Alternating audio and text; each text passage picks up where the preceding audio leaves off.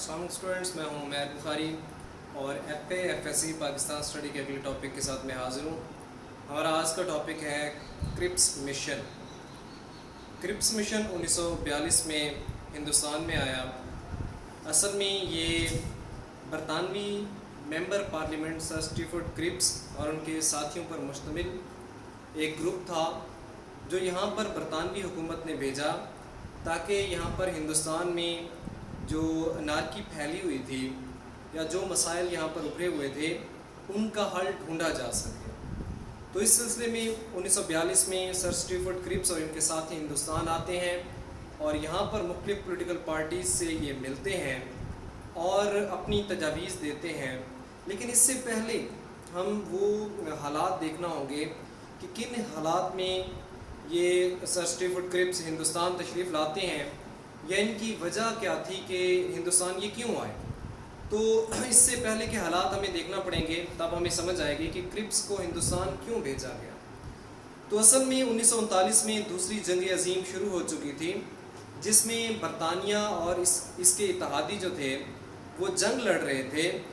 تو ان حالات کو دیکھتے ہوئے انڈین نیشنل کانگریس نے اپنی وزارتوں سے 1939 میں استعفیٰ دے دیا تھا اور انگریزوں کو پریشرائز کرنے کے لیے یہاں پر تحریک شروع کر دی، ہندوستان چھوڑ دو۔ مینس کہ کانگریس کا مطالبہ تھا کہ ہندوستان صرف ہندوؤں کے لیے ہے اور انگریز اور مسلمان جو ہیں وہ یہاں سے نکل جائیں یا ہندوستان چھوڑ دیں۔ تو کیونکہ حالات ایسے تھے کہ جاپان جو تھا وہ ہندوستانی سرحدوں کے قریب تک پہنچ چکا تھا اور گاندھی جی اور ان کے ساتھی یہ سمجھ رہے تھے کہ ان قریب جو ہے ہندوستان کا جو نیا آقا ہے وہ جاپان ہوگا۔ تو اس صورتحال کو دیکھتے ہوئے انہوں نے انگریزوں کو پریشرائز کیا تاکہ ان کو یہاں سے نکالا جا سکے۔ اب اس سچویشن میں مسلمانوں نے سوچا کہ اگر انگریز یہاں سے چلے جاتے ہیں، پہلے وہ انگریزوں کے غلام ہیں، پھر وہ ہندوؤں کے غلام بن جائیں گے۔ تو انہوں نے بھی ایک فیصلہ کیا جو کہ ہم پہلے بھی پڑھ چکے ہیں۔ 1940 میں مسلم لیگ نے مطالبہ کیا کہ ان کو پاکستان چاہیے، مینس کہ انگریز بے شک ہندوستان چھوڑ دیں لیکن جانے سے پہلے پاکستان بنا کے لے کے جائیں۔ تو یہ سچویشن تھی، انگریز پہلے جنگ میں پھنسے ہوئے تھے، اوپر سے کانگریس اور مسلم لیگ نے اپنے مطالبات کو لے کر تحریک شروع کر دی۔ تو ان معاملات کو دیکھنے کے لیے انگریزوں نے یا انگریز گورنمنٹ نے سر اسٹیفورڈ کرپس کو ہندوستان بھیجا۔ سر اسٹیفورڈ کرپس ہندوستان آتے ہیں، مختلف پولیٹیکل پارٹی سے بات چیت کرتے ہیں، تمام صوبوں کے جو گورنر تھے ان سے ملاقات کرتے ہیں اور بعد میں اپنی مشہور جو تجاویز تھیں کرپس تجاویز کے نام سے وہ پیش کرتے ہیں۔ تو ہم نے آج یہ، کیونکہ ہمارے شارٹ کوسچن میں بھی آتا ہے کرپس تجاویز، ان کو اچھی طرح ذہن نشین کر لینا ہے۔ نہ صرف ان کا پتہ ہونا چاہیے کہ یہ تجاویز کیا ہے، بلکہ یہ ہمیں یاد بھی ہو جانی چاہیے تاکہ ہمیں ایگزامینیشن میں لکھنے میں مسئلہ نہ بنے۔ تو سر اسٹیفورڈ کی یہ 4 تجاویز تھیں، 5 تجاویز تھیں۔ ان میں سب سے پہلے نمبر پر تھا جنگ کے بعد، مینس کہ یہ وہ کہہ رہے تھے کہ ہماری یہ باتیں مانتے ہیں اگر آپ لوگ تو ہم آپ کو یہ چیزیں دیں گے۔ کیا دیں گے؟ جنگ کے بعد بر صغیر کو ڈومینین کا درجہ دیا جائے گا۔ ڈومینین کا مطلب ہوتا ہے مقبوضہ، اس کا لفظی مطلب ہوتا ہے مقبوضہ، مینس کہ انگریز کہتے ہیں کہ ہم مان لیں گے کہ ہم نے ہندوستان پر قبضہ کیا ہوا ہے۔ تو ہمارا سب سے پہلا پوائنٹ تھا جنگ کے بعد بر صغیر کو ڈومین کا درجہ دیا جائے گا۔ اس کے بعد ہے اگلا پوائنٹ دفاع، امور خارجہ، مواصلات سمیت تمام شعبے، مینس کہ جسٹ یہ 3 شعبے نہیں ہیں، یہ کیونکہ 3 بڑے شعبے ہیں اس لیے نام لیا گیا ہے۔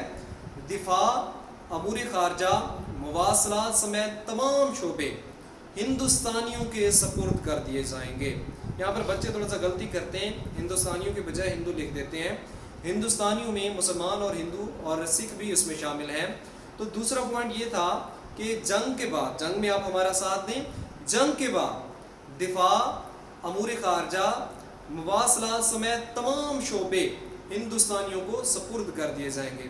پہلے جو یہ یہاں پر 2 عملی کا نظام چل رہا تھا کہ انگریز تو یہاں پر حکومت کر رہے تھے، اس کے ساتھ یہاں کے جو مقامی لوگ تھے ان کو بھی انہوں نے صوبوں کے اندر اختیارات دیے ہوئے تھے۔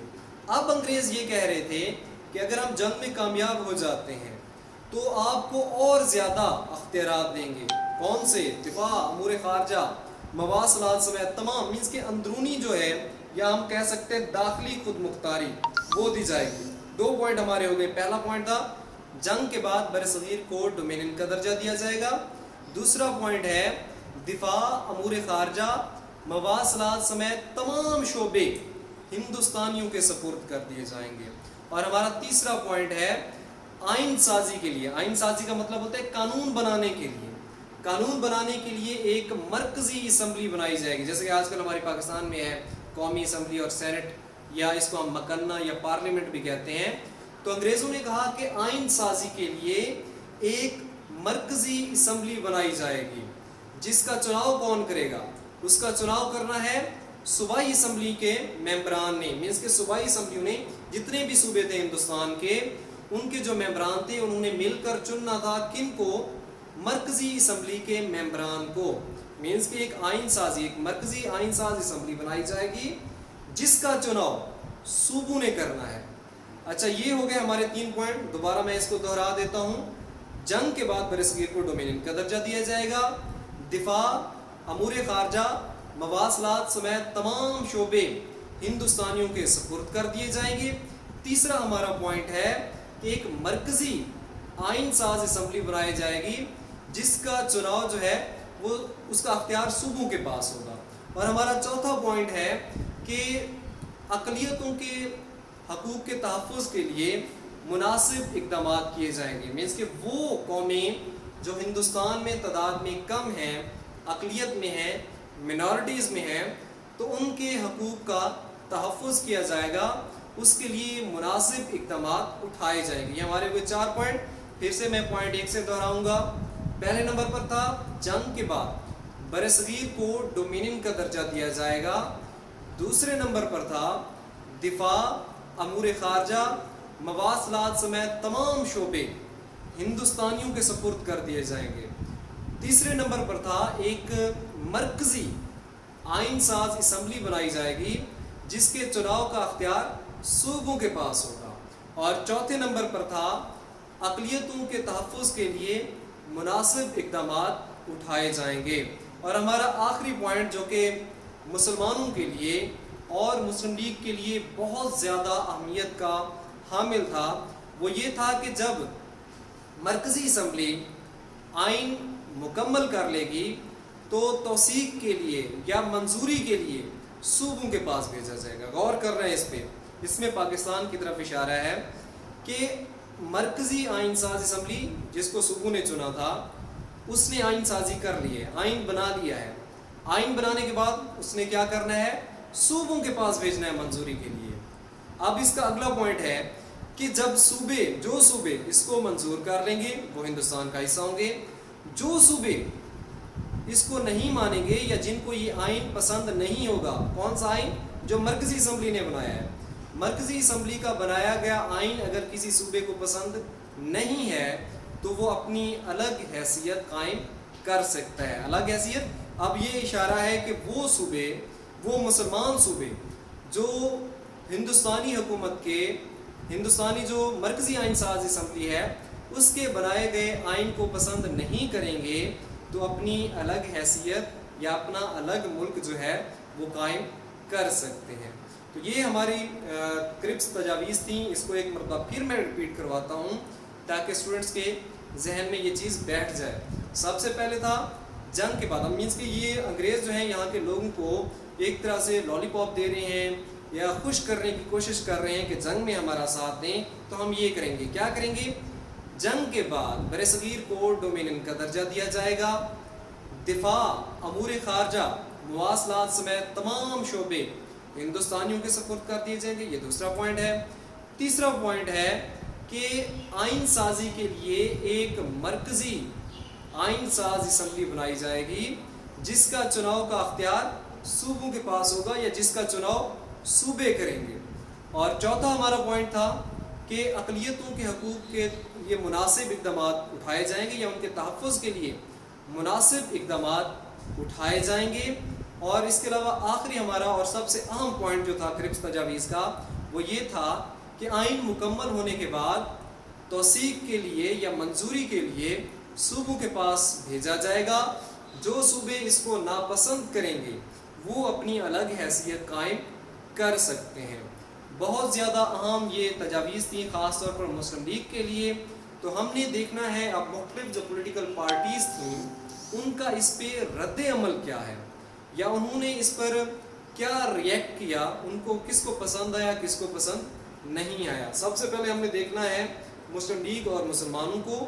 تو مسلمانوں نے اس کو سراہا کہ یہ بہت اچھی تجاویز ہے اور اس پر اطمینان کا اظہار بھی کیا مسلمانوں نے, قائد اعظم نے. لیکن مسلم لیگ نے اس کو کافی سوچ و بچار کے بعد ماننے سے انکار کر دیا. ہم اس پہ کہہ سکتے ہیں کہ حالانکہ مسلمانوں کی وہ باتیں مانی گئی تھیں جو 1940 میں انہوں نے ڈیمانڈ کیا تھا قرارداد پاکستان میں کہ ہمارے جو مسلمانوں کے صوبوں پر مشتمل ایک علیحدہ ریاست بنا دی جائے, اقلیتوں کے حقوق کا تحفظ کیا جائے. لیکن مسلم لیگ اس کو ریجیکٹ کیوں کر رہی ہے؟